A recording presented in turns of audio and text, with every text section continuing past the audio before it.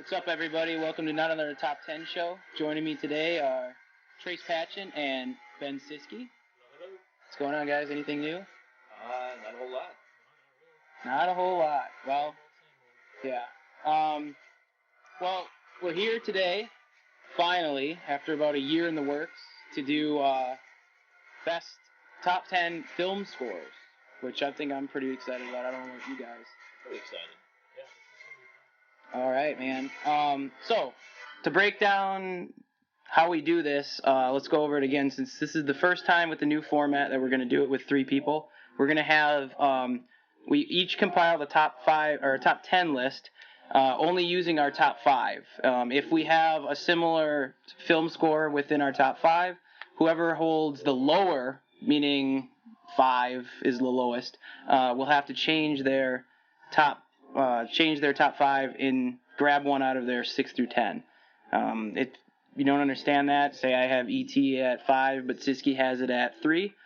He would tell me that he has it higher. I have to go back into my number 6, or if my number 6 is taken, then 7, and so on and so forth to 10.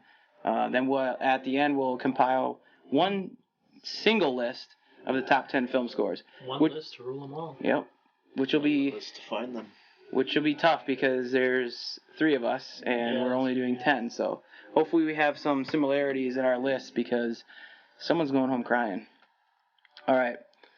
So we'll do this. We'll do 5-4, 5-4, 5-4 for everyone. Then 3-2, 3-2, 3-2, and then we'll go through our top one. Roger that.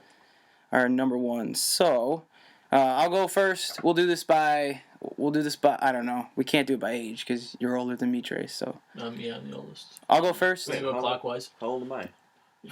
Then perfect. We'll go clockwise. 26. Dude, I'm 26 and what is it? I'm not 26. You're going to be as of this year.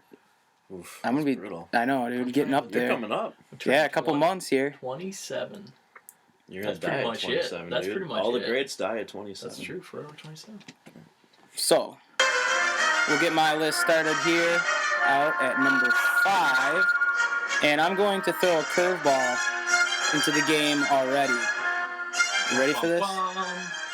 Number 5, Castaway. Ooh, Alan nice. Silvestri. So for Castaway, the biggest thing with that film is that they used a lot of Foley effects and the background ambiance just to make sure that Hanks feels really, really alone and secluded on the island. But, Silvestri sneaks into my top 5 with perhaps one of the most underrated scores ever.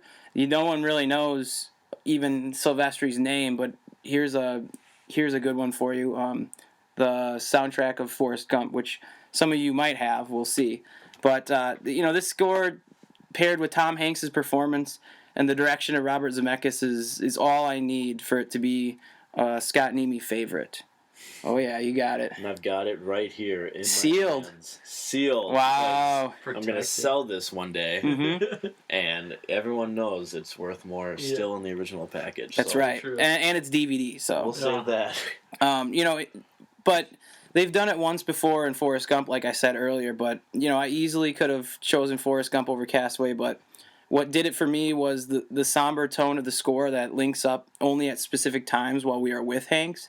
The film uses mainly background ambience to create that isolated feeling, like I said earlier, and depict the loneliness, of the main character. It creates heavy feelings towards a volleyball and even helps create a sense of hope for our leading man at the end of the film. Who knows what the tide might bring in. That's what he says when he loses Kelly Frears for the second time. He loses her when he gets stranded on the island. Next thing you know, he's coming back, and he loses her again because now she had to move on with her life, and she's married. But, I think Silvestri's score helps articulate the tide pushing in a savior, possibly even a soulmate for Hanks. It's so simple, but so unbelievably heartfelt. And the ending scene where he's at that crossroads, if you guys remember, where he's got those roads that are basically making crossroads, and you have, from the start of the scene, the wind is blowing in the direction in which the woman, the package that he didn't open, he returns the package, and he's actually, you can see the grass blowing towards that particular way. Oh. And he goes to the middle of the road after he realizes who the lady is, after she gives him directions. And you can just see the wind from his shirt blowing back towards the way he came, after he dropped off that package. So Really cool. I didn't ever notice that. it's it's a pretty underrated movie. I think it's up there, and the score definitely helps that along. But number 4 actually kind of ties into why we're doing the top film scores now, is that we actually have one of the guys that is on my number 4 coming to the PAC in September. Weird Al? Yes. Almost. Oh. Actually, Weird Al, I don't know if you guys know this, but the animated version of Transformers from like the 80s, there's a Weird Al song in it. No. Really? I swear to God. That's yes. sweet. Yeah, so it's pretty insane. But Weird Al's the man. Yeah, he is great. But my number 4 is actually Schindler's List. And Ooh. John Williams, one of many John Williams on my list. I don't know if there's any more of him in my top 5. You have to stick around and see. But John Williams had thought he wasn't worthy of creating the score for this powerful, evocative film. Spielberg's film regarding the Holocaust. Williams ended up creating such a thought-provoking score that listening to the music alone ends up giving me the chills. It's a haunting yet sultry sound of Itzhak Perlman's violin, who's the one who's coming to the PAC in September. It has me humming the tune numerous times a week, and Spielberg and Williams have collaborated on so many great films together. So such a great combination. And yeah, I think even when he can't do it, Williams is either on a different project, or I think recently one of the issues was he was sick or something like that, so he wasn't. Up there in age. Yeah, he wasn't able to do that. But like I said, they've collaborated on so many great films. Most of which have resulted in such a great pairing between pictures and music. And to me, this is their deepest work together, almost their most grown up. Definitely. Picture, if you will. But I don't know about you guys, but that film is so it's a tough one to watch. But if you don't want to go back and revisit the film, you can just pop in the score or YouTube the score, and I do that a lot. Yeah, it's so good. And it gets me every time. It's a really kind of chilling.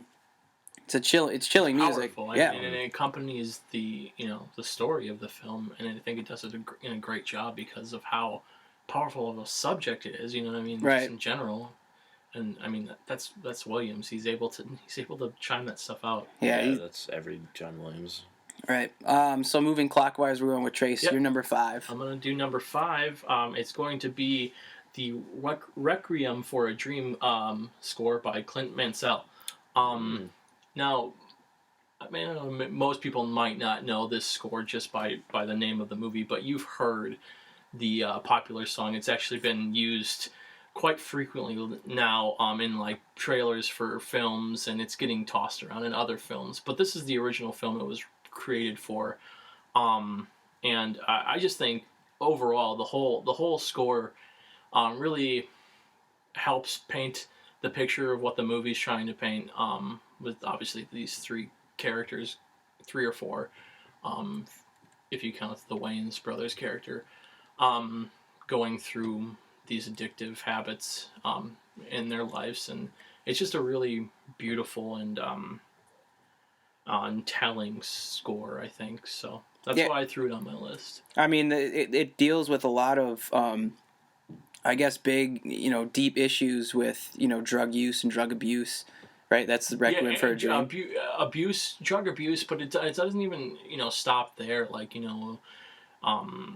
Jennifer Connelly's character even has, sexual abuse. Like, she has to have these fixations with, sexual, I guess, cravings, I guess. Yeah. An addiction, essentially. And like his mom in the film, her addictiveness to buying stuff and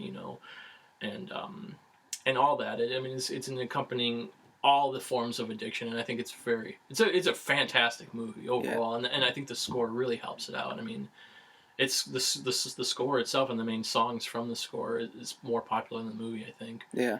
So yeah, that's why that made my number 5. Let me hold you real quick there. So for those of you who don't know, and I actually had to look it up, quite a few times while doing this list, just to make sure I knew the difference between a film score and a film soundtrack. Soundtracks are usually the entirety, any music that you get throughout the film, and I looked it up. I wanted to get a credible source, and the person who scored, and I don't have it pulled up right now, but he scored Queen of the Damned, I believe, and he gave sort of a dumbed down version of what a film score is, and he basically summed it up as being the underlying track to the entire film. And it's mainly made up of instruments. Now, this could be different for different films, but I know they use very little, lyrics for a score. Yeah. I don't know what were you guys' original thoughts about the score versus soundtrack? I mean, it's like, and we were discussing this before. It's sometimes hard to decipher, I guess, Right. because there are some times, like when me and Siski were talking, where like in certain aspects of the Lord of the Rings songs, we thought that the score used the audio of, like, and the vocals of an artist, Right. but that was a variation of the song to use as a means of marketing Exactly. and stuff like that.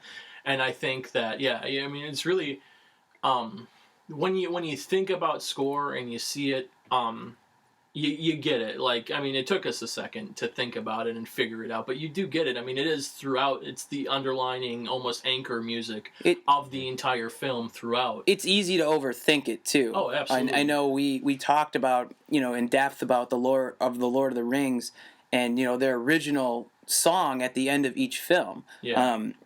Now, what they do with that is there's one actually a great version of I think it's either the Shire music or the Frodo and Sam song, where they actually have a young boy's voice singing actual lyrics, which is not in the film, but you can find it on the soundtrack, and I think that's a huge indicator of the difference between it. They will hold that out and just use the music that was underneath what he was singing, and then go from there. And it's possible that, I mean, especially with using a vocalization of somebody, especially lyric, it might be distracting in the film. You know what I mean? Compared to the dialogue, maybe a normal moviegoer might think it's a purposeful portion of the film because it's speaking to you physically. So that might be a reason why they have different versions of them, because maybe they wanted vocals over this specific piece, and maybe it's a marketing thing too. Right. And they couldn't do it in the actual film because of.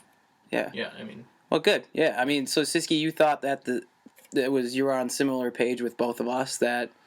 Yeah, I mean, I kind of just thought that it was. I mean, originally I just thought it was any song created for the movie. So at first, you could say, like, oh, Phil Collins in his Tarzan songs. Right, yeah, However, you do realize that it's, like you said, just that underlying audio that goes with the movie, and not necessarily,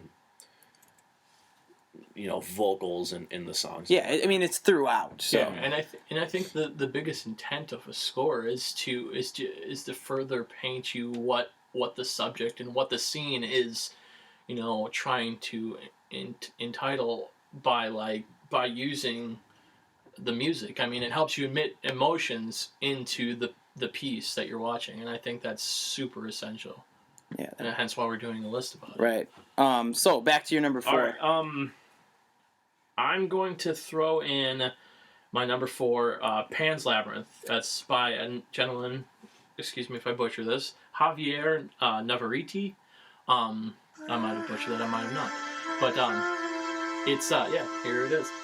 And especially, I mean, this is my favorite Del Toro film overall, and I think this gentleman and Del Toro had worked on, like, Devil's Backbone together too, as well, and maybe a couple other of his films. Oh yeah, usually they have deeper connections in just one. Yeah. Normally. But. Yeah.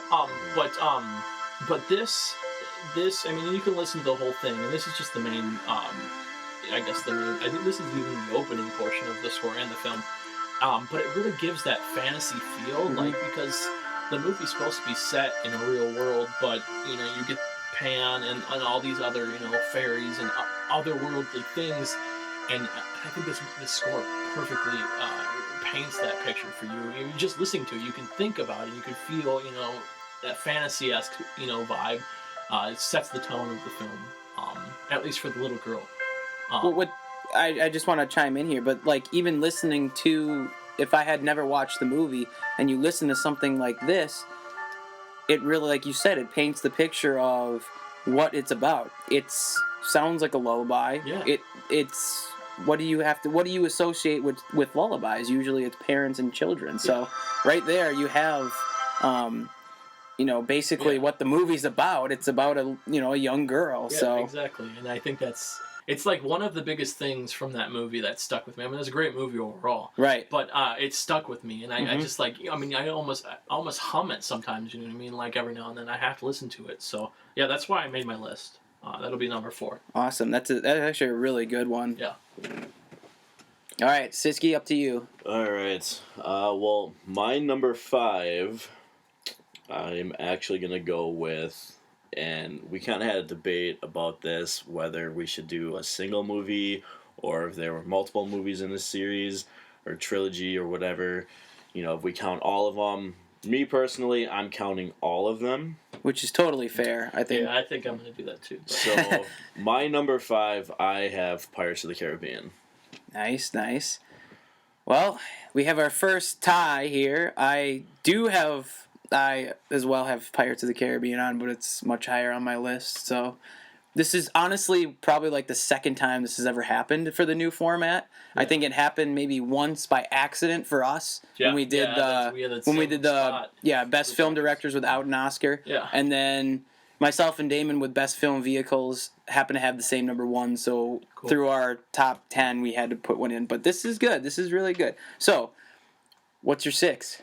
Well, if I have to go further down the list, then my number 6 is actually Gladiator. Oh yeah, nice one. Yeah, Does anyone else have Gladiator? Nope. No. You're safe. Yeah, you're safe. Good score though. Good score. Yeah. See, the thing about Gladiator is like, it's mostly Hans Zimmer, and he collabs with a bunch of other artists and whatnot. But what I like about the Gladiator soundtrack is the main song that pretty much everyone knows is "Now We Are Free." Yeah, now we are free. Yeah. So, but the thing about that is you've got Russell Crowe, who's just this like brute dude. He's this gladiator, but the main song is just this like peaceful, complete opposite of Russell Crowe's character. And I think that to me is just awesome, and it's such a catchy song too. And I mean, you mostly hear it obviously when he's doing like flashbacks and whatnot, and at the end of the movie, spoiler alert, when he dies and whatnot.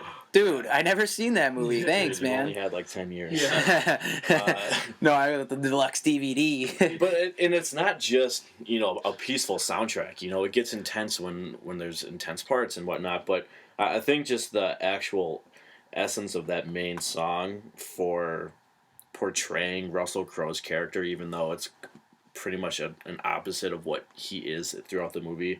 To me, that just makes it one of why it would be in my list. Yeah, you make a great point, because throughout the film it's all about him and his family. That's what he lives for. That's what he's trying to get back to. Exactly. And I think brilliant, I'm not a musician in any way, but when I watch these films and I can tie in what's going on the screen with the score that's paired up to it, or the music that's paired up to it, like you said, it's not like he puts up a front. He's like a general in the army or whatever, but Commander of the North. Yeah, and but really deep down he's living for something more than just right. He's fighting for his family. Right. And when you hear this song in the movie, it's almost a flashback every time, or not necessarily a flashback, but like his fantasy, him riding his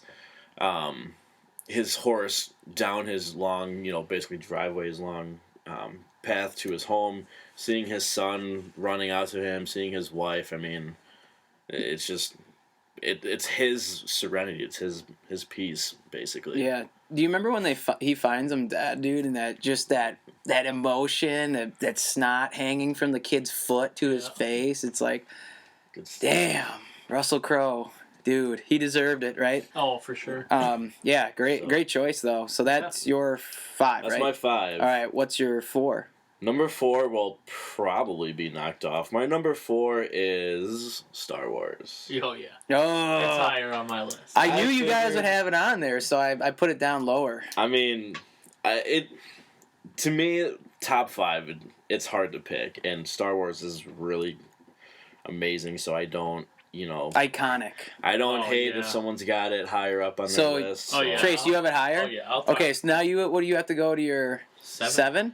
So 7, I might need some help with this because I've never actually seen the movie. Okay. But my number 7 would be Last of the Mohicans. Oh, it's good. I've never seen it actually. The thing is though, like, I've never actually seen the movie, but I've listened to the soundtrack numerous times. Trevor Jones and Randy Trevor Jones, Edelman.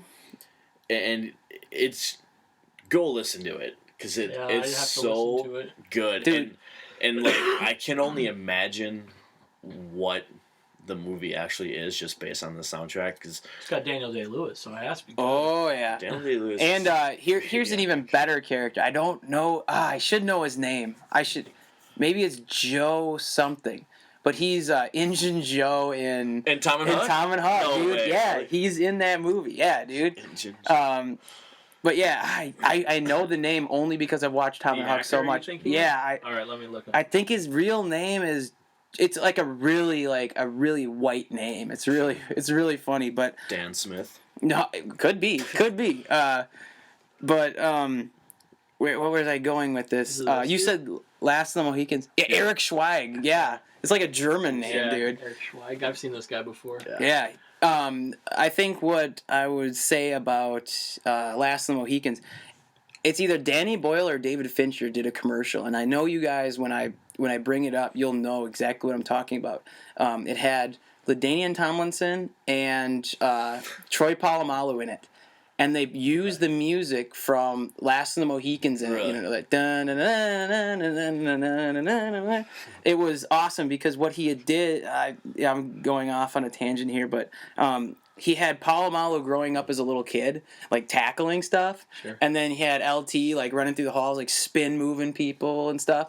But they're always going in the same direction. So, say Polamalu's always running from the left side of the screen to the right, and Tomlinson's always going from the right side of the screen to the left. And then they go through college, and then all of a sudden they get to the pros, and no, Tomlinson's going to the left to right. I remember because then Polamalu tackles him, and then they just meet, and then they Palamo tackles them, and they get up, and they high five each other, and then go back. It was like a Nike commercial, dude. You got to look it up. It's sweet. And Danny Boyle's directed it. Fincher or Boyle did. Wow. One of the two. That's yeah. impressive. It's Either really or. good, but it's paired perfectly. Yeah. It's got that high energy. Yeah, you don't. That's the thing about this score is like, even though I've never seen it, you can use it for other things, but just listening to it gets you excited. Oh, dude, you know what I mean? Like I gotta listen to it now. That's why the score is so good because I can listen to it, be amazed by how it sounds, and not even seen the movie, not even know like what would be happening in the movie, but it just reels you in, and you just want to keep listening to it. Dude, over trust and me, over. check it out because that part is Daniel Day-Lewis going ham, man. It's pretty intense, dude. Cool. But you've heard of like the main quote, like, "I will find you." Yeah. Yeah, dude. Oh man, that movie. I think it's really underrated. I think it's a Michael Mann movie. It's a Michael Mann movie. That's Yeah. what I saw. I was like, wow. Yeah, dude. That was repping Wisconsin, dude. Yep. Went to UW Madison. Did he really? I did. Yeah, he did. So actually, that's great to bump in there, man. Because Yeah. I really wish I could have put it on there. See, if I watch the movie now, though, I'm just gonna see Daniel Day-Lewis and just think of the barber the whole time Oh, okay. from Gangs in New York. Oh, the butcher. Or the butcher. Yeah, sorry. Yeah. Awesome. So now we're going 3-2, right? Yep. 3-2. All right. Number 3. Couldn't go an entire list without adding James Horner. So Is it Casper? close. Casper is a good score, man. Casper is. Casper is. I went with Titanic. Ooh. It was on my Higher? list, but not as high. Oh, you have it at 3 as Yeah. well? Nice. See, dude, we're always on the same wavelength. We are.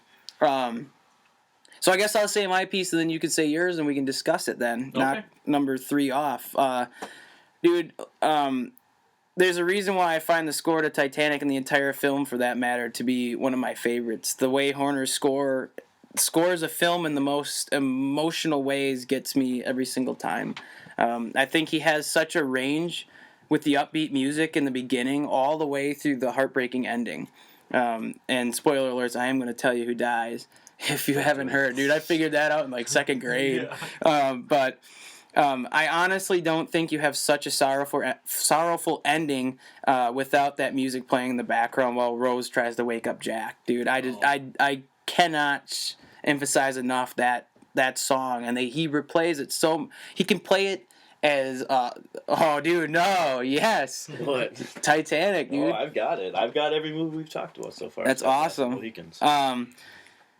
But he plays so much with dreamlike elements, and then crushes your spirit with the somber sound of bubbles as Jack fades away into the murky depths of the Atlantic. It's beautiful stuff. Hell of an ocean. Yeah, I know.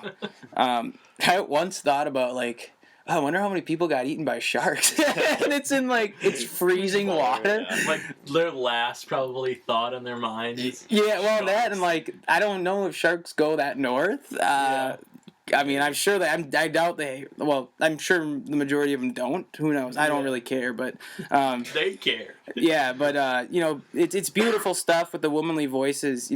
Singing the hymn-like songs, and then reuniting at the end. Oh, the reuniting at the end, my friends. Mwah! Yep. I stole that from The Simpsons.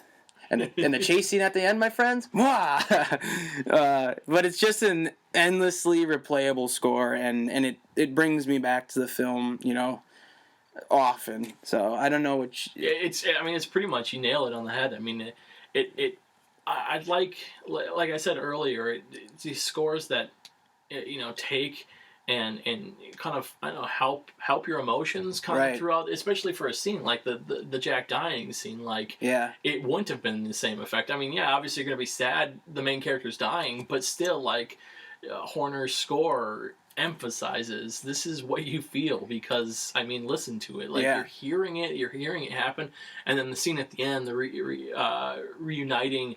It's angelic. It's you know what I mean? Oh, dude, it's one of my favorite scenes in the movie. Dude, does Rose die in the end or not? Yeah, she dies. That's the point. She's moving on. She's meeting them again. Where I just feel bad for the husband. He was taking for a ride. Dude. No, not Cal. They say the husband that she eventually marries afterwards. Yeah. Well, I just feel bad. He's just tossed aside like an old glove. He was in it for the fame. He wasn't even as important as Jack Dawson was for her. Of the Chippewa Falls. Yeah. Yeah, Wisconsin. Oh yes. There you go. Yeah, dude. Go ahead. I mean, it's just great and epic. The changes in tone. I mean, you got two fairly big sections of the film. You got the epic disaster portion, and you got the love romance beginning, and two-part VHS, man. And the DVD. This is 2 parts. Check that out. Oh yeah, I have that. I've searched for so long to find it, and then you can make a freaking DVD that has one movie. Guess where I got this? Pawn America? Nope. I don't know. Oh, dude. For free from Trayc. What? Okay, so I had it on VHS. I revisited it, and I was like, dude, I gotta get this. Well, this is in that dead span from the time it came out on VHS to before they re-released it in 3D. Nowhere. I couldn't find it anywhere. And I finally searched a month at the used stores, found it, got it. I was like, yes. A month later, they re-released it, and I was like, okay, I could take this, and got it on Blu-ray, dude, that thick Blu-ray. Yeah. But no, I think going along with what you were saying is what Mr. Ismay said. He wanted to emphasize the sheer size of Titanic, but also find a name that means luxury too, because it's a luxury liner, but it's so big and it's unsinkable. The way Horner What? scores, yeah. The way I believe you'll get your what does he say? I believe you'll get your headlines, Mr. Ismay. Yep. When we went on the cruise last year, I kept walking next to people going, plus I hear this ship is unsinkable. And then people would just give me really weird looks. I hear this ship is unsinkable. you should have told them to get to their side of the ship. Yeah. No, but he does such a great job with that. Do you have anything to add, Siski, about Titanic? I mean, you guys pretty much nailed it on the head. I do have a question though regarding that score. When they go down to that underground party and it's almost like Irish music and whatnot. Does James Horner actually write that? Like, I'm sure he has stuff something to do with because it. even me too, and like, cause to me that song just screams like jacked up. But unless the director, and- unless Cameron had said something like, "I want that feel," but you would already have that Irish sort of feel with Tommy being a part of the characters, and Well, and that's where the ship starts from. Yeah. The whole beginning scene is in Ireland. So Right, and I feel like James Horner has to have something to do with it because I mean, if you think of other movies that he does that might have an Irish or Scottish theme to it. yeah. Well, you know won't what say I was which gonna one, say. but- Before we move on from Titanic, I was gonna say it's nice when you get these original scores from these like John Williams, James Horner, all these other great guys, Jerry Goldsmith, all these people. But you can hear their sort of tune, their sort of theme throughout all of their scores. Like I just watched the opening of Mrs. Doubtfire the other I watched the opening of Mrs. Doubtfire before the DVD froze, but it is actually done by Howard Shore, who did the Lord of the Rings, and you could hear it. It's like, wait, that sounds like Lord of the Rings. Really? And it was the same way with the Patriot. When I heard the Patriot, I was like, dude, that kind of sounds like John Williams, and it was. It's John Williams. So yeah, it's just cool how they have that. They're different, like but they have their own styles. Yeah, absolutely. All right. So that's 3 for both of us. Yeah. All right. 2 is Pirates of the Caribbean, dude. This score by Klaus Badalt with the help of Hans Zimmer is such a fun score. I don't know if you guys agree, but like you have the mumbling, rumbling, bubbling of Jack Sparrow, all the way to the deep sounds of the menacing pirates that da da da, and the uplifting theme of Port Royal. And even the adventure of the open sea. Da na na na na. That was pretty bad, but No, that was. yeah. Each moment of this soundtrack plays so well with the zany characters on screen. It's so much that even listening to just the score itself, which parts of the movie you're in. Yeah. It's so well done. Consistent. I think the Pirates of the Caribbean, Curse of the Black Pearl, is a really underrated film. And even the second one, I think, is slightly underrated, Dead Man's Chest, which is another great score. I think Hans Zimmer does that himself, though. But man, oh man, is this movie is so awesome. And I don't own it on Blu-ray, but I bet you get a seriously awesome crisp picture for sure. with that thing on Blue. But did you guys have Pirates? What? Oh, you had. I my number supplanted you. 5. That's right. I supplanted And you. I mean, I couldn't choose just one. Right. They're all good. And like the thing about it is, like At World's End, probably my least favorite film, but the score is awesome. Yeah, I like the score. Yeah. I like the score. I just that one yeah. Hans Zimmer did. I don't think Klaus Badalt actually had any part of that, but 2 composers, but consistent score throughout all of the movies, and just amazing. I mean, even Dead Man's Chest, when you're talking about Davy Jones and those tiny musical notes, almost like there's like a music box playing when it comes to his softer side and sort of the love story and all that stuff. So it's superbly done. To me, it's just the main song that everyone knows. It's so epic. Yeah, and it's such an epic tale. Right. Pirates. Yep. The score based on a freaking ride, and they've turned that out. The fact that they turn it into this, probably one of the biggest original franchises Disney's had. Yeah.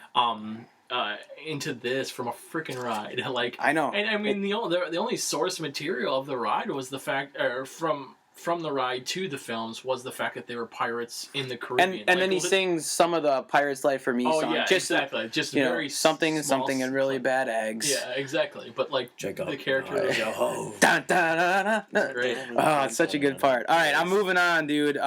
Your 2, Trayc. My 2. Okay, well, I would be surprised if somebody doesn't have this higher, but it's going to. And like Siski said, I can't decipher specific film of this trilogy, but I'm gonna have to pick the Lord of the Rings trilogy. Ooh. Stop him right there! Stop him right there! Such a shock. I have it higher. Actually, that's my number 2 as well. Are you serious? Really? Oh. Well, it's my number 1. Why don't we just go ahead and talk about it? You know what I mean? Might as well. You have to do 3 and 2. Let's just knock it out. I wouldn't have been comfortable throwing my 6 and my 2. So like go for it. But okay. You might have when we go to top 5, you'll have to supplant that one to give us what is the one you're going to replace. So my replacement would be Batman '89 by Danny Elfman. Oh, incredible! Which is great in its own right, and you have to throw Elfman in here some way. The guy is somewhere because the guy is fantastic. Mm-hmm.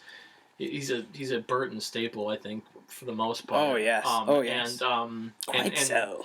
And just I mean, you think what you want about Batman as a character, but you listen and you hear that Batman theme from that film, and you know what you're. Dude. You know exactly. I mean, it paints Gotham, especially Burton's Gotham. Right.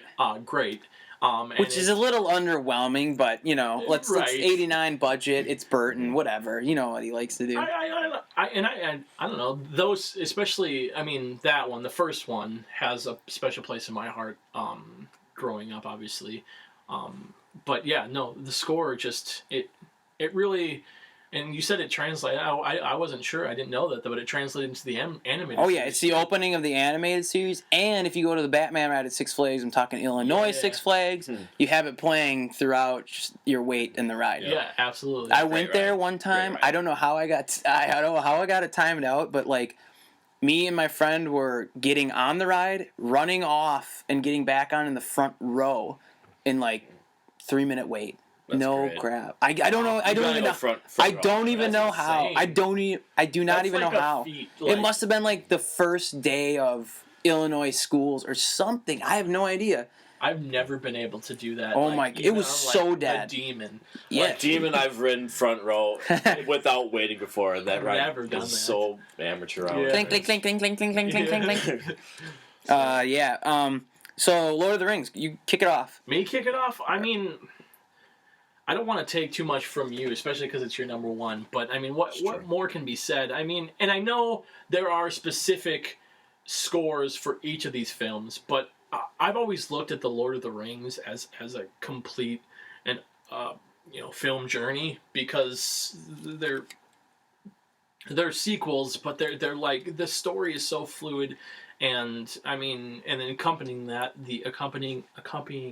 whatever is the score, which just. It brings you to Middle Earth, like it is Middle Earth, epic way. It is probably. I mean, the film is fantastic in its own right, but that score really grounds you and makes you believe you're there and you're watching it, and you're on the ride, you're on the journey with them. It's one of the rare parts to save from the Hobbit series is the score, the way he mixes Lord of the Rings with the Hobbit, with his new... and like the Lake Town score is so good. The Smaug score, Dol Guldur, all that stuff. It's awesome. Howard Shore is the man. Yep. But so the reason why I differentiated it, I have my number 1, The Lord of the Rings, The Fellowship of the Ring. Basically because each film has its own original song at the end. May it be Gollum's song at the end of 2, which if you haven't heard Gollum's song, is so good. It's a girl, this woman sings it. I'm a dick for not knowing her name, but she sings like Gollum talks. Really? It's insane. It's really, really good. And it took me a couple listens to like think like, holy crap, yeah, she's like articulating her words, the lyrics, into a way that Gollum would be singing it, which is really good. And then the third, which is I actually like the best is Into the West. And what Howard Shore does is he takes, the main I'm rhythm or beat of Rhythm. the song and actually puts it into the score throughout the film. So, you get like these high crescendos and then all of a sudden, you hear the Into the West song come in throughout the third one, or the Gollum song into the second one throughout it. And the first one, obviously, May It Be by Enya. But, I mean, Fellowship offers the best emotional bang for our bucks, and Howard Shore does not spare us an ounce. I think the layers throughout the film, you have music for people and places. So the Shire has its own song, its own sound. Isengard, the Mines of Moria, the Frodo and Sam tune, the actual ring itself has its own song, and then even Gollum, when he's just peeking, you don't see much of him, but when he's peeking in, you have all of that wrapped into one. And I sort of narrowed it down to for me where I hear, well, you have the opening, which is just such an epic opening. With the elves, versus, Sauron and his troops and everything, and the music in that, with those people singing really hot, But I think when you go to sort of the climax of the film, when, Boromir tries to take the ring from Frodo, and you have, scenes like Gandalf on the tower, where you have that that song, that sound that's fueled by like the industry of Isengard and the Uruk-hai, and it's like bum bum bum bum bum bum bum, and then all of a sudden you follow the moth up to the tower, the peak of the tower, and Gandalf sitting up there, and then you have like this lighter sound of Gandalf grabbing the moth and whispering to it and letting it go. It's an insane give and take sort of ensemble of this heavier music versus this lighter music. But the death of Boromir in the first one, you have such they do that internal edit where you can hear him taking the arrows, but it's just that score in the background. And then the Frodo leaving at the end, he's standing on the shore thinking, okay, what do I do here? The Fellowship is broken, and I don't want to do this anymore. And all of a sudden he hears Gandalf and I wish the ring had never come to me. I wish none of this had happened. And Gandalf, so do all who live to see such times, but that's not for them to decide. What they have to decide is what to do with the time that's been given to them. I actually memorized that, so that wasn't on my notes. Nice. But then all of a sudden you get this low angle, and all of a sudden the music starts again, because there was nothing but sounds of waves and trees waving in the wind, and then all of a sudden you get this low angle of Frodo closes his fist with the ring, puts it in his pocket, goes out, and all of a sudden here comes Sam running out, and then you have that music underneath there. But the crescendo when Sam is drowning, you hear it's like all that music of despair, and it's dark, and all of a sudden that crescendo when Frodo grabs his hand and pulls him out of the water, and then the incredible two shots at the end between those two, and the music between Frodo and Sam is just, I could go on forever about it, but we gotta keep it timely here. So, but yeah, that's honestly why I have the Lord of the Rings Fellowship. That's in the woods of Lothlorien and all that good stuff. It's just you revisit it, you listen to it, and it's just you can listen to it over and over and over and over again. Oh, absolutely. But yeah, that's my one. So where we add on to the Siski. Your two? That was my two. Trace said it already. It's just epic. Like it was really, really, really hard for me to put this at number 2. Like I teeter between 1 and 2 all the time, and honestly, maybe even tomorrow I might switch it because it just depends on like what mood I'm in. But I can listen to the Lord of the Rings soundtrack or score and not even watch the movie and know what's happening, and it's just epic. Like anytime there's a big battle and all hope looks to be lost, you just hear dun, dun, dun, dun, dun, yeah dun, oh yeah and you the just Fellowship know, and you just know that everything's gonna be all right. And like in the Two Towers, they're getting overrun, and then boom, Gandalf shows up, and it's just like that same song happens, and it's Theoden King stands alone, not alone with friends. Rohirrim. It's just so ridiculous. Like they just capture all. Do you those remember emotions. when the guys from Gondor are retreating from Osgiliath, and they're running, and then those Nazgul are out there snatching them all up as they're running back, and then you have that music, and all of a sudden Gandalf runs out with his staff? Yeah, and then you got that lady's really, really high voice. It's so good, dude. It's so good. Everything, and the fact that the movies are like one of some of my favorite movies, that makes it even harder to not put this at my number one. Right. But I mean, it's so good. Yeah. You didn't do your 3, did you? We skipped over your 3. So you guys had it at 2, I had it at 1. So now we're going to you at 3. No, I did my 3. Was Remember Batman? I had to replace it. Okay. But he didn't do his 3 because we just did the 2. Okay. Because I went for my 2. Okay. Yeah. Let's hear your 3. My number 3, another John Williams great, is Jurassic Park. Oh yeah. There it is. I mean, I can't believe you guys didn't have this on the list. Like this is my childhood right here. It was once my number 1, and then I just started thinking too much. This just reminds me of when life was simple and I could just watch Jurassic Park over and over. And listen to this. This is just so good. An epic score for epic movies. I mean, the first movie was just amazing movie. We won't talk about 2 and 3. But this is. I do like Lost World. Actually, I like all 3 of them, to be honest. I think the Lost World gets a bad rap. The Lost third World one is bad. Yeah, I like the third one. They introduced pterodactyls. Pterodactyls are cool, but there was just a lot of repetitive, same old cliche. I mean, yeah. Okay, yeah. It can the Spinosaurus can kill a T-Rex, bust down a plane, but it can't get through a door with some bars. You know what I mean? Like, give me a break.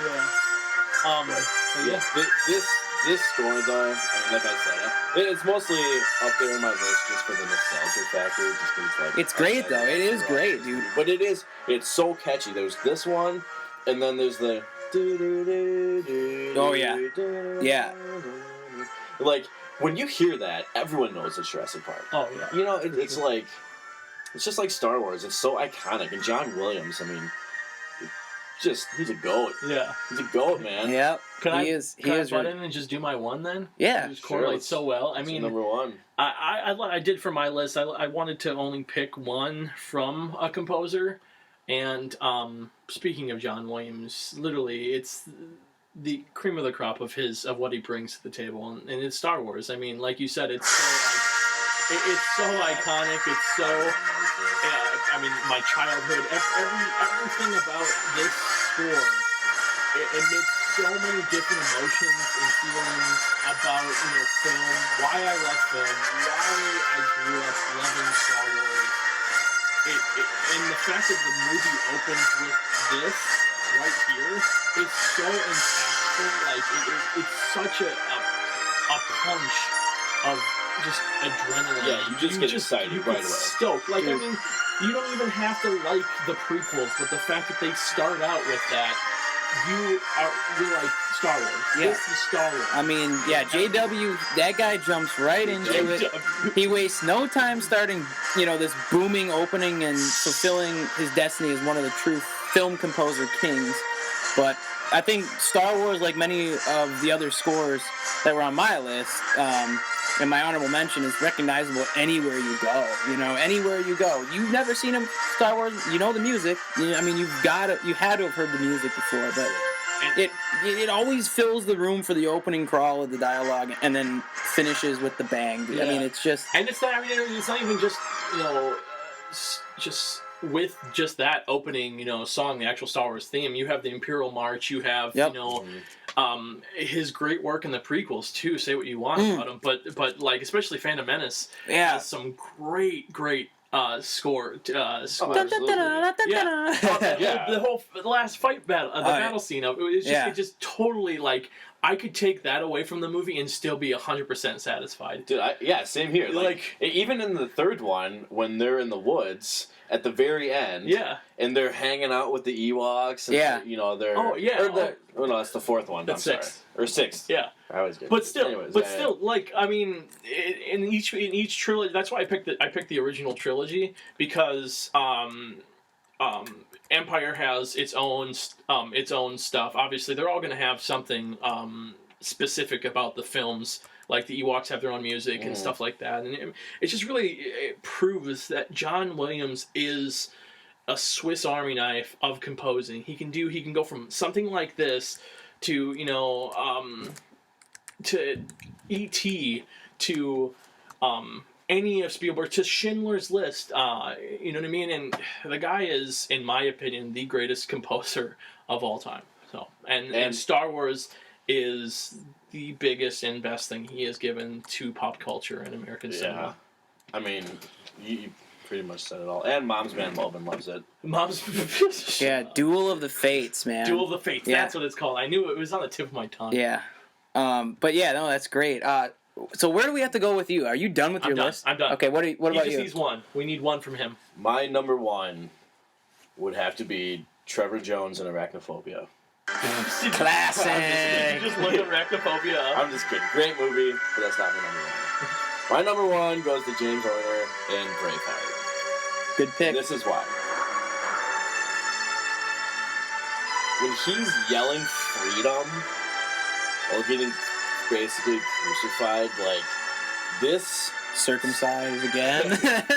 This captures so much emotion. And, like, I love the bagpipes. I love everything about this. And, like, he's just on this table. He's fighting for what he wants. You see the face of his friends, like, come on, William. Yeah. Freedom, I mean, this whole movie is just epic song. In there's, peaceful songs, there's, more intense songs. Kind of gives the Gladiator vibe. But, like, this is a score where, again, I don't have to watch the movie. I can just sit on my computer or something and just listen to this, shut my eyes, and just... Yeah. It's so peaceful. It's so well composed. To me, it takes you into that journey of, the adventure, it's just the fight. Yeah, the way he has to pair the score up with all of the iconic speeches that... There's a lot going on in that movie. That Gibson gives is just... It's a testament to what he can do as, a composer, James Horner. What he can do as a composer, and what's the common theme between all of these films is that they're great films. Minus the Time Traveler. No, okay. It's not the Time Traveler, Time Machine. Oh, that's right, the Time Machine. Made my list, number 10. Horrible movie, but the score is great. Hey, I mean, what can you say? It's Klaus Bell. Yeah. Right? Sorry. Yeah, no, that's funny. All right. So now we got to get through this. We got to get through this. We got to make a list of 10. We have 3 people of 5 lists apiece. But before that, let's. So you guys have what are your remaining pieces to your 10? Ones that haven't been said yet. So for just me, like an honorable mention kind of saying? Kind of, yeah, exactly. Well, for me, the only ones on my list that were not covered by either myself or you guys was Time Machine, which obviously that's probably not going to make the list because of you haters. And my number 9 was James Bond. James Bond is good, and it's very, again, iconic to... It's so iconic. Yeah. And again, that's childhood. Just even playing... GoldenEye? Everybody knows that song. Yeah. And if you look at, like, other... there's so many movies like Skyfall. I don't know if we can count Skyfall, but just that song, Skyfall in general, is just amazing. But, like, you can just watch a James Bond movie and... The fact that it has such an iconic song, it paved the way for, like, the franchise to kind of chime out literally Oscar-winning song after Oscar-winning song. Like, pretty much. And I'm not real big on, like, action movie scores, but James Bond is just... I mean, that's...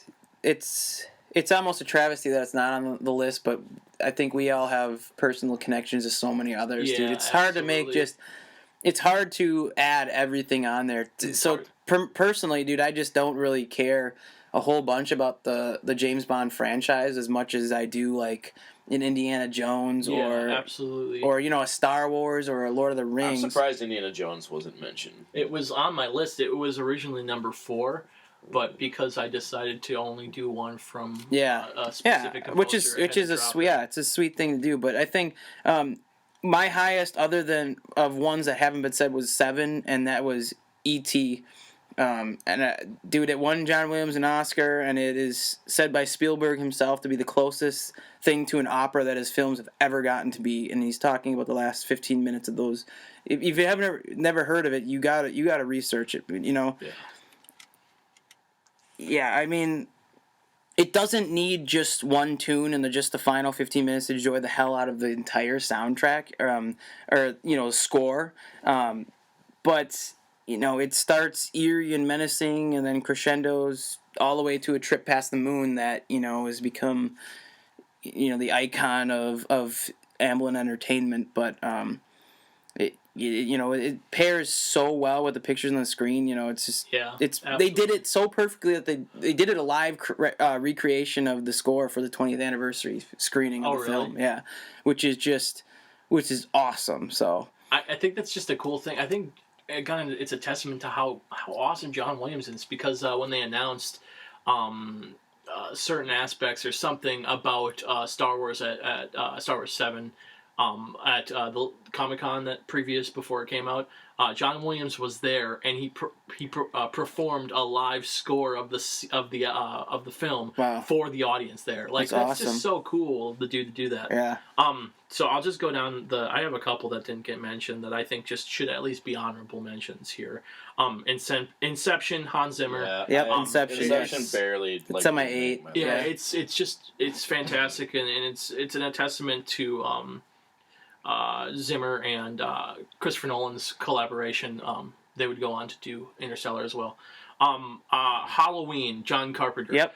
Carpenter. The fact that the song is now the national Halloween song, and it's so simple, but it fits very well. It's so well fitting to the character of Michael Myers, and it's a testament to show that John Williams is such a well-rounded filmmaker. He can do editing. He can do his own directing, and his John Carpenter. Sorry, did I say Williams? I meant Carpenter. Yeah. Hey, dude, we're all on the Williams trip, man.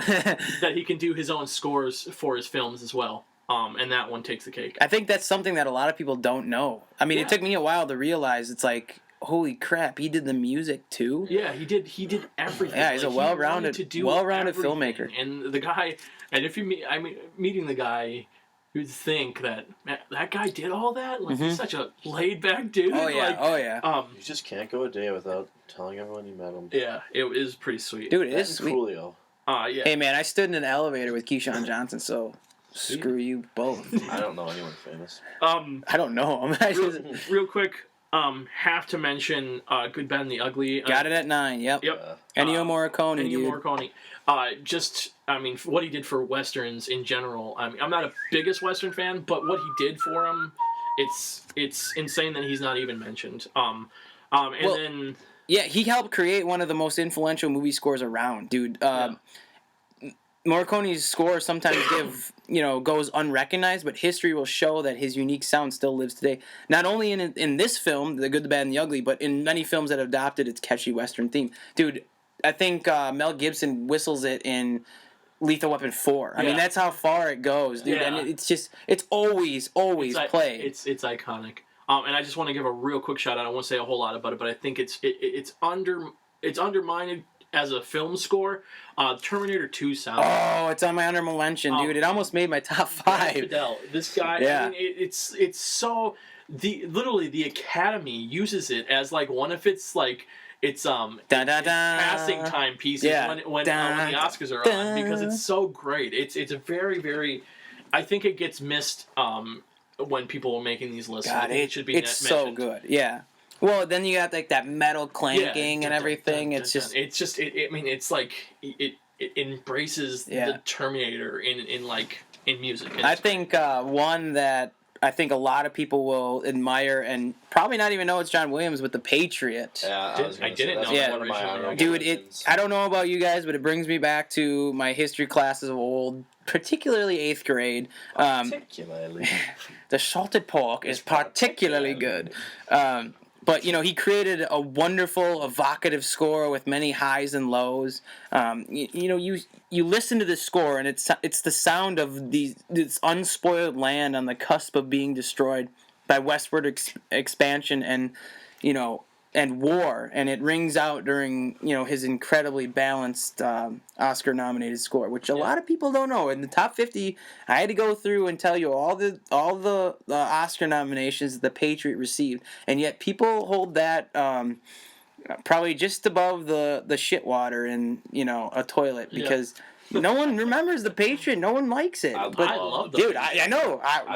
We are sane. There it is. We're sane and rational. It doesn't make sense that people didn't like it. Dude, film snobs and all that, dude. Like, come on, give me a break. Dude, he beat some major A in that. Martin is just Mr. Martin. I mean, he got his reputation in the 7-Year War, and next thing you know, he's a ghost or some damn thing.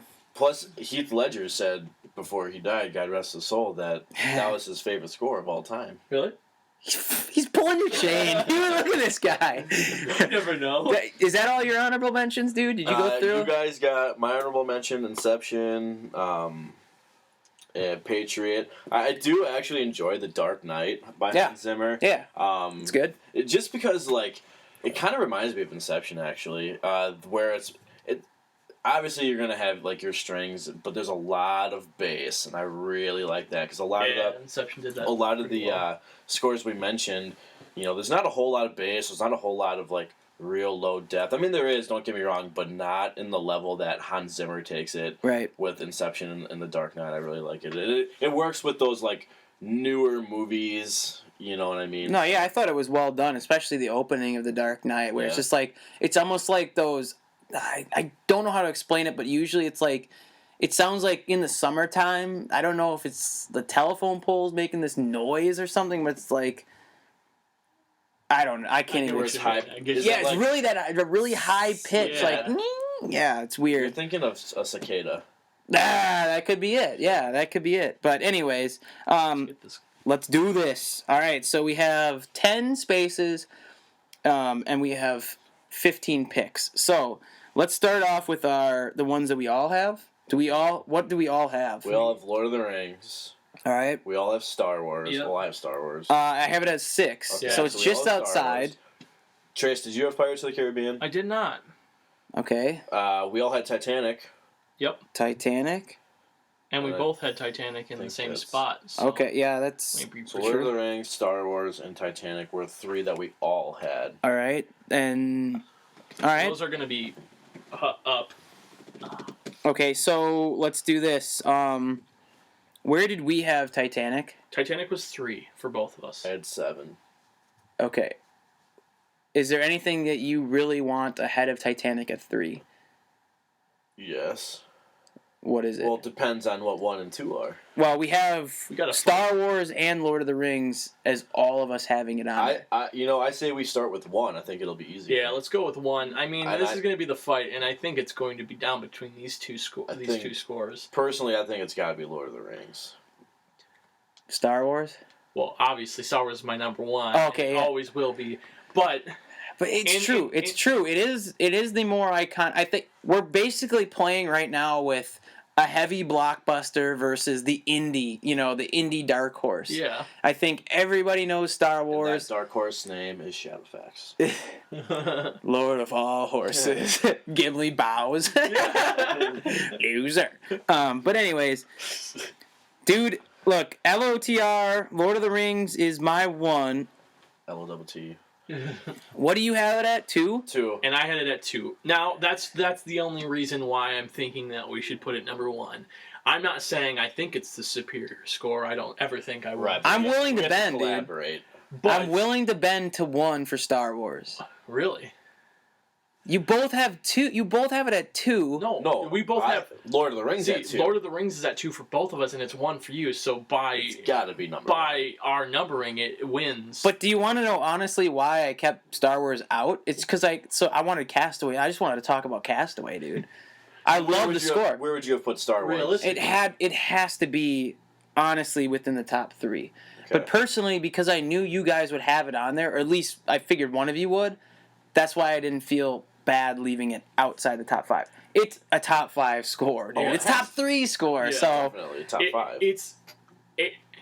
I'm willing to bend to 1. This is my piece, is that based on what we have in our top 5 right now, it should, essentially be the Lord of the Rings. But if this was a all-time thing and we're basing it on obviously our opinions and pop culture, Star Wars all the way. Yeah, but here's my discrepancy. I might even just be just tacking on what you just said. But okay, so Star Wars has the bigger part that everybody knows, right? Yeah. That uplifting, the crawl in the beginning of the film. Everybody knows that. After that, to me, it just tapers off. I couldn't care less about the meat part of that score. Imperial March is good, but I hear what you're saying. Like, there's the main opening, but like when you watch Lord of the Rings, it's all solid. You have such a good variety stretched throughout. I see a nice, tight rope across, and then I see a little sagging rope, just a little bit, for Star Wars. But with that said, I can still see it being 1. I think this is an argument that we can go on for an hour episode on its own. I say for the sake of the list, we go by statistics. Based on averages, we go LOTR. And all right. Star Wars. I'm not saying it's the best, though. That's average. I hear you. Trey said it's the best. So we got 1 and 2.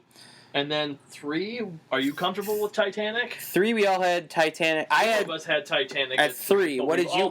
You had it at 7. Yep. Well, 3's got to be Wayne's World.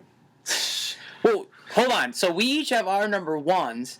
You don't have your number 1. My number 1 was Braveheart. And it wasn't on my list. It wasn't on mine, but only because I think Horner, for me, took it at 3 with Titanic. I agree. However, I love the hell out of that score, dude. Honestly, I think to be fair, we have to put it. We gotta put it at least. What about this? Because we went my 1, your 1. If we just jumped to Titanic at 3, that's kind of dissing your 1. I'm okay with you guys dissing it because I know I like everyone it. likes it, but I personally would put Pirates of the Caribbean before Titanic. That's a discussion to be had. Are we down? Are we cool with Braveheart at 3? Are you cool? No, I don't think it's 3. Only to me, it's my number 1. But so Titanic. I think Titanic. It's on all 3 of our lists. Yeah, I say Titanic is 4. Ooh. And you think Pirates is on? So he says Pirates. So what do you have? What do you have Pirates at? 5. I have it at 2. Titanic was 7 for me. Titanic was 3. So there's not a huge jump between the 2 for me. There's a pretty big jump. Well, what, 3 spots for you? Yeah, 3 spots. And you don't even have it on your list. Do you enjoy it, though? I do enjoy it. And it's but you guys don't have Braveheart on your list, and I don't have Pan's Labyrinth on mine. Like, I don't even think Pan's Labyrinth should be in the top 10. Oh, now we're walking on eggshells. So I'm loving Vinny the Gooch, loving that. So we have to do this. You didn't have Pirates. I didn't have Pan's Labyrinth, but neither did you. 2 of the 3 at least had Pirates and in our top 5. But then I think we have to go with the 3, if we're going on that route. Yeah, 3 has. According to that rationale, we have to have Titanic at 3 and Pirates at 4. Yeah. Or at least argue for it at 4. Because if we... That's fair. If we either... I'm not even arguing for Pan's Labyrinth. I didn't think it was going to make it. See, Pan's Labyrinth, only Trace. Yeah. But... Titanic, all 3 of us. Yeah, that's my only... I think it solidifies itself at 3. No, well, the argument would be, you guys had it at 3, I had it way at 7. But you did have it. That's true. Yeah, okay, let's do that. Yeah. All right, so Titanic, 3. Okay, learn how to spell Scott. All right. Well, then Pirates has to be 4. Correct. Pirates 2. All right, so then, yeah, we have... because it's in both of your top 5. Mm-hmm. Yeah, that's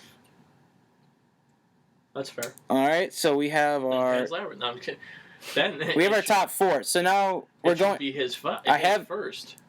So Braveheart? Yeah. All right. I'm down with that. All right, so Braveheart, that rounds out our top 5. Now we go 6 through 10. This is where it gets a little hairy. Yeah. It's going to get hairy. What do you guys have at 4? Star Wars. Pan's Labyrinth. So we rule you out. We have Pan's Labyrinth versus Schindler's List. Do either of you have... We know we don't have Pan's Labyrinth on ours. Wait, but what was your number 3? Oh, yeah. Titanic. Yeah, so your 2 was Lord of the Rings, and 1 was... Star Wars. What was your 3? My 3 was Titanic. Ours tied. My 3 was Jurassic Park. Oh. Okay. Park, JP is on at 7, tied with E.T. What was 6? 6 was Star Wars. Huh. Oh, you're saying on your list. Yeah. Oh. We're 3 on 6 right now. Yeah. Overall. Yeah, I think 6... If you have Jurassic Park... What do you have I it? don't have it, but... But he did the one composer I thing. only did one composer, that's why. But yeah, I mean... Jurassic Park at 6 is fine with me. Yeah. I'm down with that. Okay. Dude, I think this might come down to Pan's Labyrinth and Castaway. Anyways, 4, I have Schindler's List. You have Pan's Labyrinth. What did you have at 4? I had Star Wars. God, I just asked you. What do you have at 5? Pirates. Okay, so pretty much you're done. My 1 through 5 is all on this list right now. What about yours? You don't have... I don't have... I had Requiem and I had Pan's Labyrinth, and technically I had Batman 89 because of... Okay, because he got bumped out. Yeah, Yeah. got bumped. So, I have Schindler and Castaway 4-5. Schindler 4, Castaway 5, which I'm the only one to have both of those, right? Yes, correct. You're the only one to have both of... Both of mine. Oh, my God. You're the decider. Well, the rest of the list, we're all going to have different things. So that's... So now we got to come to an agreement. We have our 6. We need 4 more. So from 7, 8, 9, 10, we all have to say, like... So I had Last of the Mohicans. None of you had it in your list, but you had it as an honorable mention. I did. You had Castaway. None of us had it as an honorable mention. You had Pan's Labyrinth. None of us had an honorable mention. I had Patriot as an honorable mention. But Patriot's in my 10. I'd rather have... Well, I'm saying, yeah, like, later. Because I would rather have Schindler or Castaway over the Patriot based on it being in my top 5. Correct. And you would rather have your 2 in there. So... If I had to pick one of those 2, I'd obviously pick Pan's Labyrinth. But you also had... I mean, you were the one that gave me the idea of Batman 89, too. True. Elfman. So what are we... All right, we're sitting here at 7. What do you guys want to do? I'm going to make a push for Schindler's List, dude. That violin is... See, I think 7 should be either Batman 89 or Last of the Mohicans, just because you had Batman as an honorable mention, you had it on your list, Yep. and I had Last of the Mohicans on my list, and you had it as an honorable mention. That's But fair. honorable mention being... Dude, I had like 10 of those. Like Godfather and Forrest Gump. But only some of them were also... But we're saying we agreed on. we're basing that on the fact that I had just by sheer chance written an extra. So if I'm going, or if we're going to do that, it was not 11, it wasn't 12, 13, 14. We're looking at Last of the Mohicans being 16 on my list. If we're going by how I wrote it down. Where would Batman place then? Batman was... This is just how I wrote it down. I didn't even number them. So 11, 12, it would be 13. However... You're the wild card there. Dude, Schindler's List is higher than... I think just the fact that it's inside one of our top 5s. You had Schindler's List inside your top 5? Yep. Yeah, at You 4. had 5? Oh. I did it at 4. Oh. Did you? But didn't you have Last of the Mohicans? I have... And by Last of the default, I Mohicans had at Batman 6. in there, but it wasn't. It was originally my. So 6. you guys are basing it off the fact that we tied with a couple of them, right? Yeah. And Well, just then, by sheer happenstance, mine was higher than So then yours. yours was win. yours would get the spot. Yeah. Yeah. So we're going Schindler at 7. Yep. Then, just to be fair, I think we should take one of those two that were in the. Well, I think 8 and 9 should be Batman and Last of the Mohicans. Somewhere.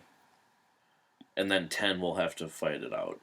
So we're going Batman and. But you have Requiem and Pan's Labyrinth inside. I didn't write down Pan's Labyrinth, but I was definitely thinking about it. So basically, we're basing this on the fact that did I have it on my list, my notes or not? Between those three, I would pick Pan's Labyrinth. If I was picking between Pan's Labyrinth and Batman, I would pick Pan's Labyrinth for sure. Okay. Personally, I've never heard the score, so. So that rules you out. And if I were leaning one way, I would go with the Batman because I've known it from 3 different places. The movie, I would go Batman just based the ride, on the fact that and I've heard it, and the animated it's good. series. But with that said, I can't. I didn't put it on my freaking list, so that shouldn't negate yours. You shouldn't get punished for that. So if anything, personally, I think maybe. I don't know, man. I guess. how many spots do we have left? We have 8, 9, 10 left. Didn't we say Last of the Mohicans was 8? You want to do Last of the Mohicans at 8? Then we got to put Pans on there then. And then Batman, Pan? Well, we could bump Last Mohicans down. We could say... Pans? I say we go Batman, then Pans. Because I can agree with Batman. Okay. And you've said Batman, and it was on your Batman. list. Yeah. Pans. So no Mohican? Well, Mohican would be... Well, it'd be Mohican versus Castaway versus your 5, Requiem. Yep. Right? Because yours slid into the 5 spot, right? Last Mohicans was 6. But it slid in because... But it slid in... Oh, yeah. I mean, my 5 was knocked out. My 4 was knocked out. I didn't get to say that. But all of your top 5 is in here. We're talking about me and Trace having... We're going to be missing 1 from ours. So you're set. I'm not against Mohicans, but I think... I've just never listened to it. Okay, so then... It really takes my opinion out of it. Right, but I've never listened to Pans, yeah, true. Fair. Why did we do this? Wait, from 6 is... 6, 1, 2, 3, 4, 5... 6 is, no, hold on. 1, 2... 6 is Jurassic Park, 7 Schindler's List, Batman, Pans. 6 is Jurassic Park, 7 is, what'd you say? Schindler. Okay. Or no, yeah. Jurassic Park, Schindler's List, Batman, Pan's Labyrinth. Oh. Okay. So we have 2 spots left then? No, 1. Oh, 1. Oh, well then you can take it.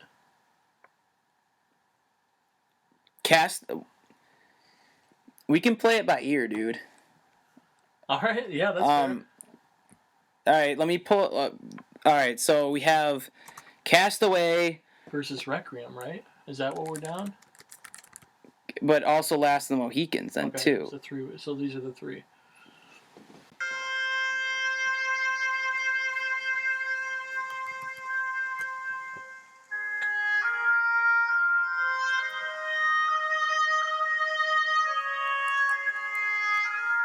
Actually, don't know which one this is. Is that yours? Okay.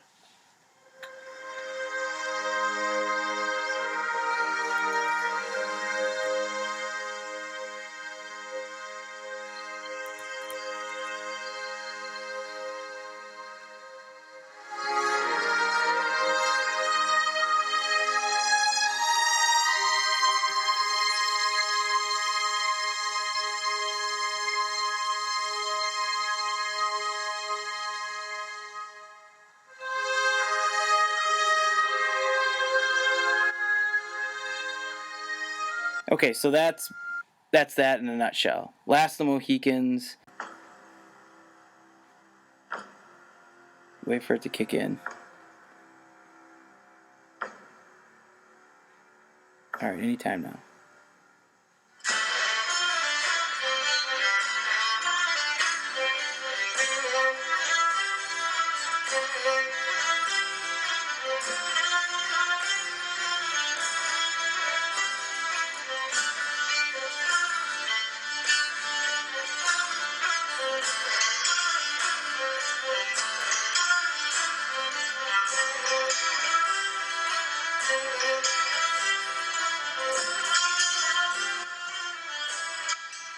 All right, that's that in a nutshell. And then the Requiem. We This heard is more of the- Castaway than that. This is the specific song, the popular one, the top one. This one.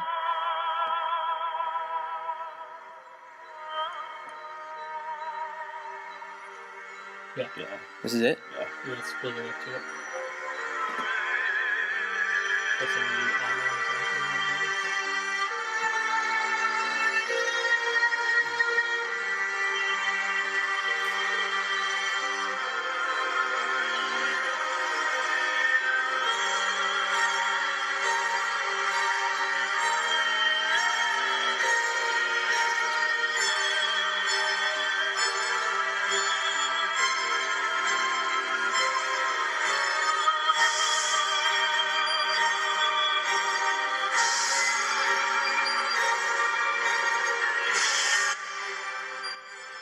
All right, so we've heard it. What do you think? I mean, for Requiem for a Dream, obviously that song is really good. I enjoy Yeah. that song a lot. My only concern is if we're going total score, that's really the only one that, to me, is like... They for the score of the film, they actually do variations of that song. And that's the popular version of the song. Okay. But they stretch it out in different variations throughout the whole film and the score. So there's hints of that song kind of throughout, which is the only, I guess, the only thing that. So it stretches longer than just that. Right. You know, just that portion. Last no, I get what you Mohicans. Can you think of any other point in the soundtrack that's different than that song? The one we just heard? Yeah, the dun dun dun dun dun, and then it goes dun dun dun. I mean, well, the thing about that score is you can just start it. To me, anyways, you can just start it in the beginning and just listen to, like, the whole thing. I've never heard Castaway, but from what I No. heard, I did enjoy it. But I think we again come to sort of a stalemate because, like I said, when I introduced Castaway, it's the only part of the score that's the score, and then it gets bigger when Wilson drifts away. Yeah. But that is it. That is the entire film's score, and you can listen to it in a period of time that wouldn't take you more than 15 minutes maybe to listen to it. But like I said, the film is basically that background ambiance. Yeah. So it's the way the movie is supposed to be, but I think because it pairs so well with it, that's the only reason why I would pick Castaway, and I'm biased because I freaking love it. Yeah. Requiem for a Dream is really good. Yeah. I think we're all sort of in that rut where We're all biased. well, not only that, but What about this? What? they're all They've all just a snippet of what it is. I think the only thing that differentiates Requiem for a Dream, Last of the Mohicans, and Castaway is the fact that is Castaway's entire score. Help or hurt my case. That's all I'm going to say. Right. You could argue there's more to these scores. So what do you want? I mean, it's a 2.5. What if Castaway's 2.5 hours, and that's what it is. Yeah. What if we throw a curveball in here? Gladiator. Indiana Jones. Yeah. Ooh. Inception. I honestly think there's only going to be one way to end this, dude. I think we draw straws or do something like that and pick a number or something. I mean, what are we going to do? We're all stuck with what we want. Yeah. And we're not going to have a 3-way tie at 10. That would suck. So if you guys are down, I'm down to pick something. How would you draw Here, straws? check it out. 3 movies. We each get represented by one, and The one that's the best movie wins. no. I'm saying like. IMDb. Okay, so who's taking Anaconda? You're getting Anaconda. I take 'cause Anaconda. We all know that you're a J-Lo fan. Yep. We got American Gangster and Bad Boys 1 and 2. Trace, you've always struck me as a combo pack. And some people say I look like Denzel. So. Yeah. All right, so let's do this. I'll put these 3 behind my back. Okay. I'll put them in the left or right hand. Wait a minute. This is a sign, guys. American Gangster. Russell Crowe. Oh yeah, Gladiator. get out of here. Are you putting in? Are you putting in? Up that one. No, I'll just hold it behind my back and I'll number them 1, 2, or 3, and one of you two. Well, since it's at your place, you're hosting, you get to pick. I get to pick. All so right. you remember your movie, Bad Boys Combo Pack. I have Anaconda, Bad Boys and 2. you have American Gangster, Siski. So I'm going 1, 2, 3 based on my left to my right. My left is 1, middle. That's 3 and 2 is middle. Correct. Gotcha. And I don't know which is which. So Okay. I gotta go 2. 2. Yep. Jackass. Yeah. Get out of here! Get out of Yeah. here! He's got a little mojo. So, are you choosing? Are you indeed choosing Your choice. your choice, or you going Last of the Mohicans or Gladiator? Now you got to make a decision. You know, I picked Russell Crowe. I have to go Gladiator. All right. Even though he wasn't even in the final discussion. That's fair. The more I think about it, Gladiator. Hey, that's the way things Now We work Are out. Free is so good. All right. I'd give that over Last Mohicans. Cool. So. I'll do 10, 9, 8. You do Yep. 7, 6, 5, 4, 3, 2, and then we'll all just give the 1. Okay. So, all right. So the Not in Our Top 10s list of best film scores goes as number 10, Gladiator with a curveball. Number 9, Pan's Labyrinth. Boo. Number 8, Batman, Danny Elfman, 1980s. Number 7, Schindler's List. Oh yeah. Favorite comedy. Number 6, Jurassic Park. And number 5, Braveheart.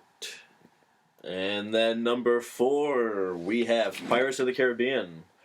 Number 3, we've got Titanic. Number 2, we've got Star Wars. And none of their top 10s. Number 1 pick for best film score is Lord of the Rings. And then we decided that was the trilogy, though. Trilogy, you can have whatever you want, dude. I have my favorite. We like the trilogy. Great job. We like to party. All right, so we like to party. that was a tough one. It was a unique ending with Gladiator coming out of nowhere, literally, to take it. Great movie. But look, thanks guys for joining us.